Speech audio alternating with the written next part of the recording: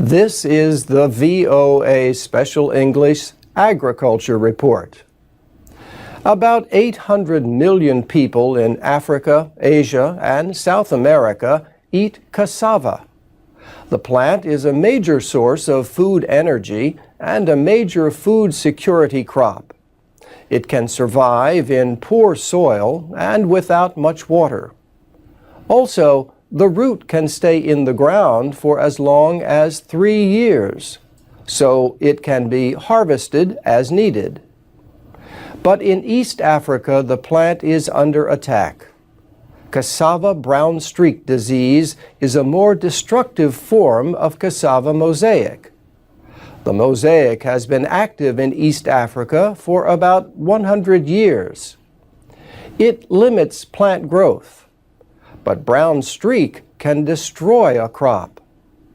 The virus was identified in Uganda in 2004 and has spread fast in areas extending from Lake Victoria. So far, brown streak has not jumped to Nigeria, the world's largest producer of cassava. But it threatens more than 30 million tons a year of production in East Africa. In some areas of Uganda, rates of brown streak reached more than 85% in 2005 and 2008. Claude Fouquet is a scientist at the Donald Danforth Plant Science Center in St. Louis, Missouri.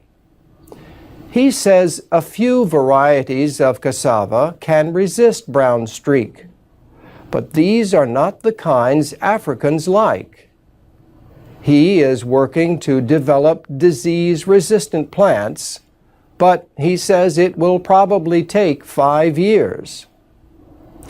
Loss of cassava crops could lead to hunger, and hunger can lead to migration and conflict.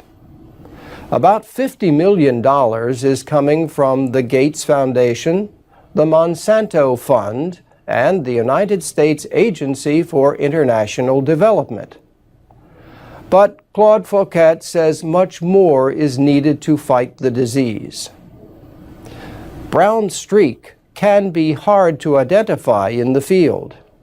Irregular yellow spots may appear on lower leaves, but farmers sometimes do not find the disease until they cut open a cassava.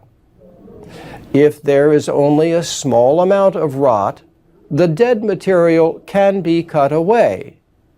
But if the disease has progressed, the whole root is ruined. Scientists partly blame whiteflies for spreading the disease from plant to plant. Brown streak also spreads if farmers sell or give away cuttings of infected plants.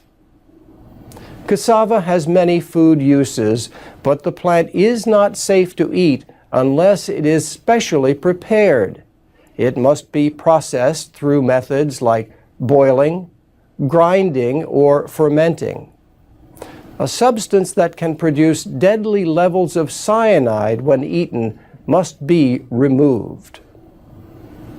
And that's the VOA Special English Agriculture Report.